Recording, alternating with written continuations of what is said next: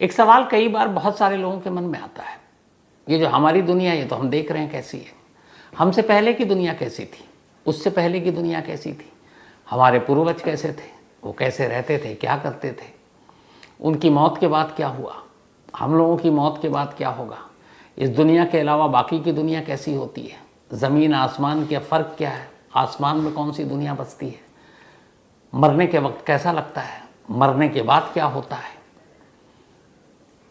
ये बड़े सिंपल सवाल हैं, लेकिन कुछ लोग इन्हीं सवालों के जवाब तलाशने के लिए किस हद तक जा सकते हैं, आज की कहानी है वो। कहते हैं कि काला जादू, तंत्र मंत्र और ये सारी चीज़ें, अंधविश्वास आमतौर पर उन लोगों को ज़्यादा होता है, वो लोग ज़्यादा घिरे होते हैं जो कम पढ़े लिखे होते हैं। लेकिन वक्त वक्त पर ये चीज़ें गलत साबित होती रही। बहुत पढ़े लिखे, बहुत विद्वान, जानकार, इंटेलेक्चुअल, इंटेलिजेंट ऐसे लोग भी कई बार इन चीज़ों का शिकार होते हैं। कहानी केरल के तिरुवनंतपुरम की है और ख़त्म होती है जाकर अरुणाचल प्रदेश में।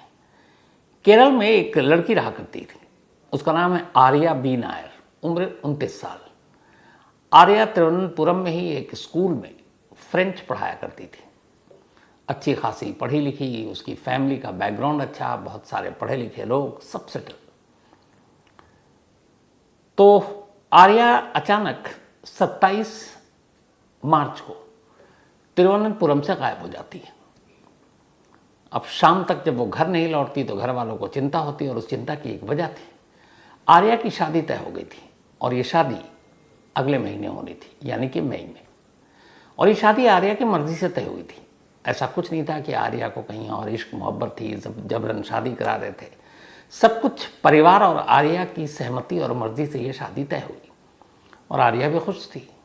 लेकिन अचानक शादी से महीने भर पहले 27 मार्च को तिरुवनंतपुरम से आर्या गायब हो जाती है और बिना किसी वजह के। घर वालों को फिक्र होती है, उसे तमाम ढूंढते हैं, तमाम दोस्तों से पूछते हैं, पता नहीं चलता। तो फिर रात को पुलिस स्टेशन में रिपोर्ट लिखा देते हैं। अब पुलिस स्टेशन जब रिपोर्ट लिखती है तो उसके बाद आर्या के मोबाइल के ज़रिए उसके लोकेशन को ट्रेस करती है। तो पहली चीज़ जो पता चलती है वो ये कि आर्या तो तिरुवनंतपुरम में है ही नहीं, वो तो असम निकल गई है और उसका उस वक्त लास्ट लोकेशन गुवाहाटी दिखाई दे रहा था।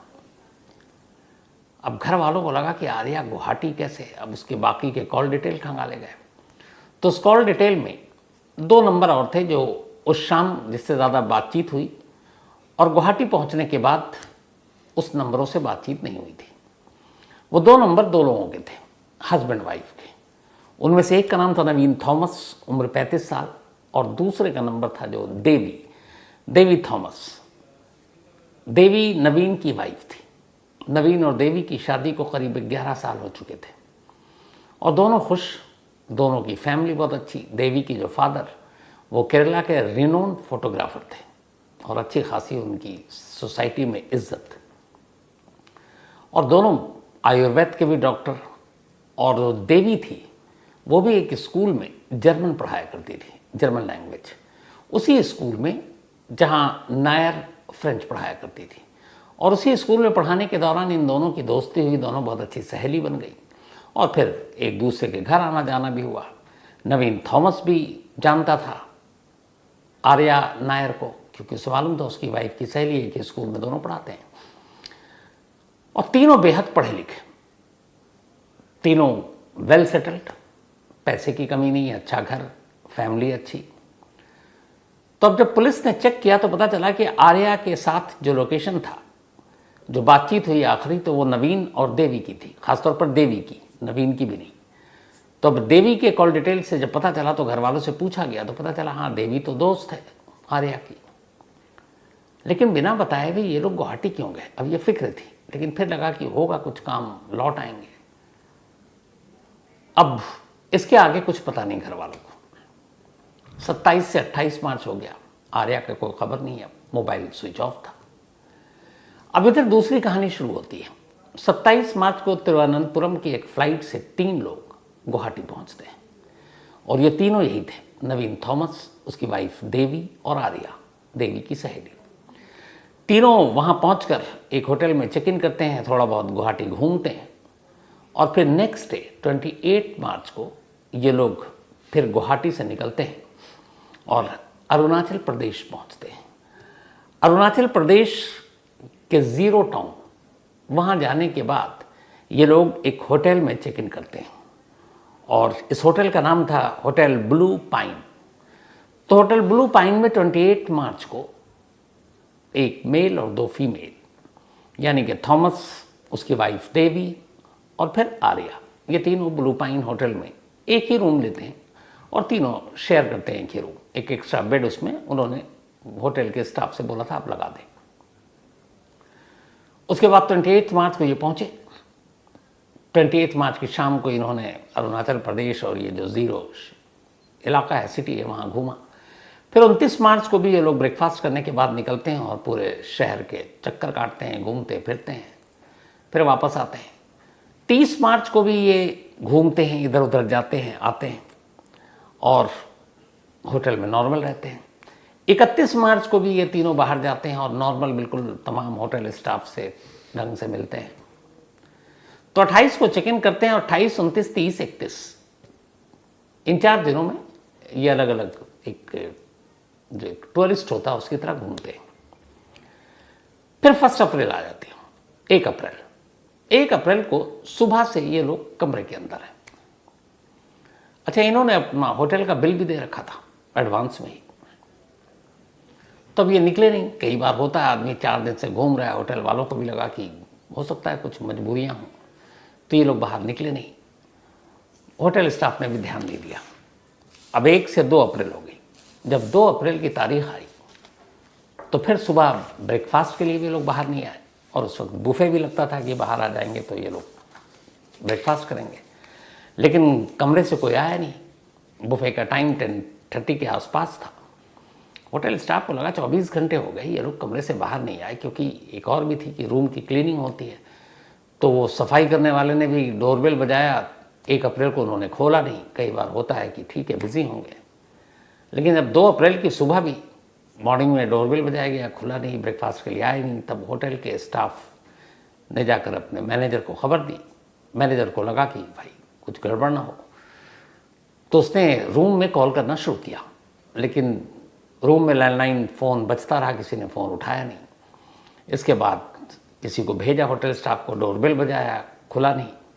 काफ़ी देर हो गई। जो नंबर उन्होंने रजिस्टर पर लिखाया था उस नंबर से मोबाइल पर भी कॉल किया, कोई जवाब नहीं। सुबह के लगभग 10:30 बज गए। जब बहुत देर तक घंटी और तमाम चीज़ों के बावजूद कुछ खुला नहीं, तब होटल स्टाफ को लगा कि कुछ गड़बड़ है, तो क्या किया जाए। फिर उन्होंने फैसला किया कि मास्टर की से दरवाज़ा खोलते हैं। इसके बाद मास्टर की से जैसे ही दरवाज़ा खोला, सारे चौंक पड़े। सामने रूम में 2 लाशें पड़ी थी। एक बेड पर जो लाश थी वो नवीन थॉमस की थी। दूसरी लाश होटल के कमरे के फर्श पर पड़ी थी, वो देवी की थी, नवीन की वाइफ की। अब होटल स्टाफ को लगा कि इस कमरे में 3 लोग थे, 2 की लाश पड़ी है, इसका मतलब है कि तीसरी फिर महिला आर्या बची, तो वो कहाँ है। अब दिमाग में उस वक्त यही चल रहा है कि शायद उसी ने कत्ल किया।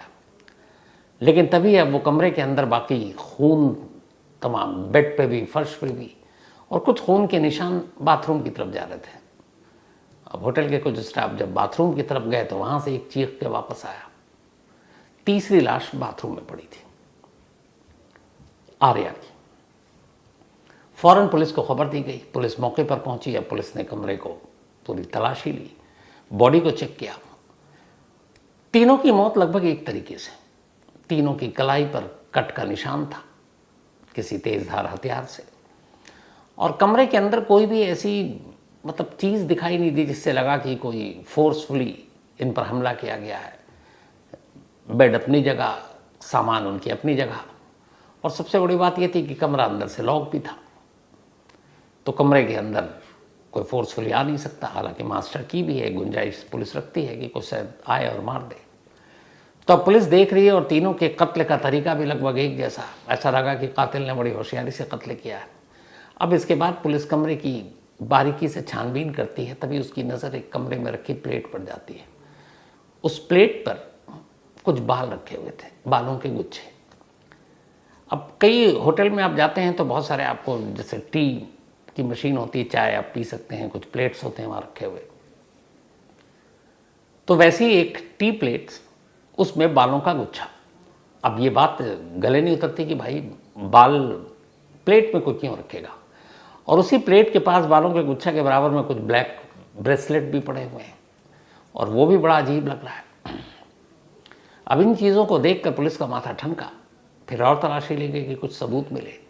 तभी पुलिस को बेड के किनारे टेबल पर एक पेपर में एक नोट मिलता है, और उस नोट में ये लिखा था कि हम लोगों ने अपनी ज़िंदगी बहुत अच्छे से जी, अब हम जा रहे हैं। तो इस नोट के मिलते ही लग गया कि यह मामला सुसाइड का है, क्योंकि कमरे के अंदर नोट था। लेकिन अब अरुणाचल पुलिस ये कैसे तय करे कि ये नोट इनमें से किसी ने एक ने लिखा है। अब पुलिस रिसेप्शन पर जाती है, उनकी डिटेल निकालती है, डिटेल बिल्कुल सही था। ये लोग, इन्होंने बताया तिरुवनंतपुरम से आए हैं, नाम जो उनका था वो आईडी कार्ड भी दिया था। सबसे बड़ी चीज़ ये थी कि जो सुसाइड नोट 2 लाइन का लिखा था कि हम लोगों ने अपनी ज़िंदगी बहुत अच्छे से जी, अब जा रहे हैं, उसके बाद उन्होंने नीचे एक फ़ोन नंबर लिखा था, और ये फ़ोन नंबर देवी के फादर का था, वही देवी के फादर जो एक रिनोन्ड फोटोग्राफर थे। तो सुसाइड नोट के साथ वो फ़ोन नंबर, पुलिस ने फ़ौरन उस नंबर पर फ़ोन किया और पूछा, तो उन्होंने बताया कि हाँ, देवी मेरी बेटी है और नवीन मेरा दामाद, इनकी 11 साल पहले शादी हुई, लेकिन आप क्यों पूछ रहे हैं।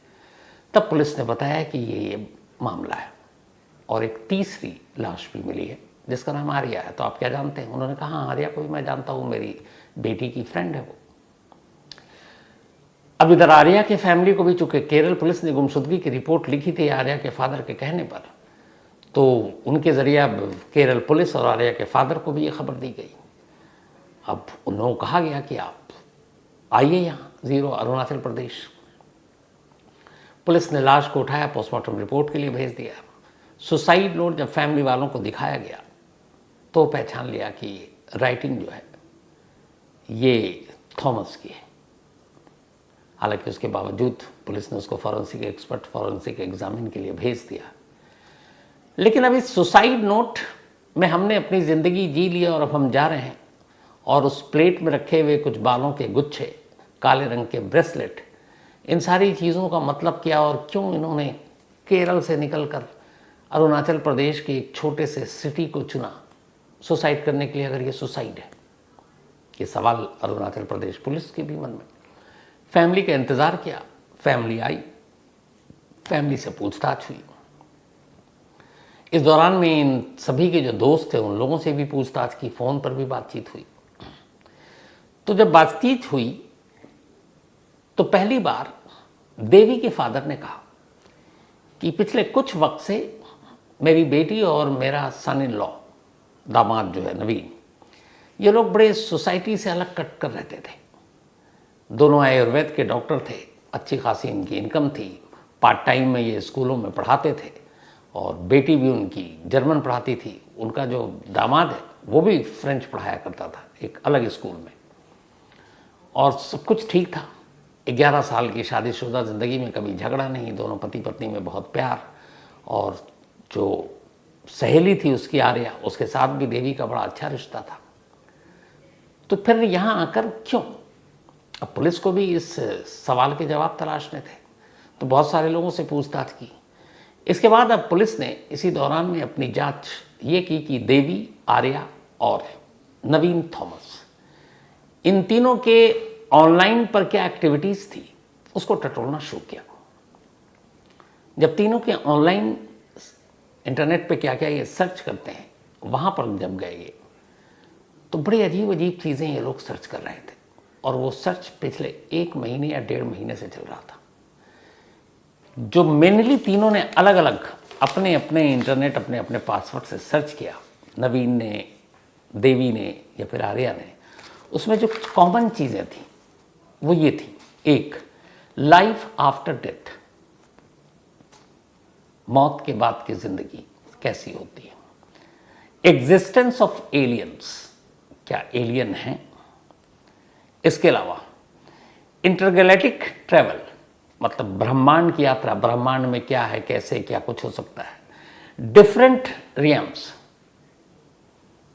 मतलब अलग अलग, जो पहले की दुनिया, बाद की दुनिया, उससे पहले की दुनिया, आने वाली दुनिया।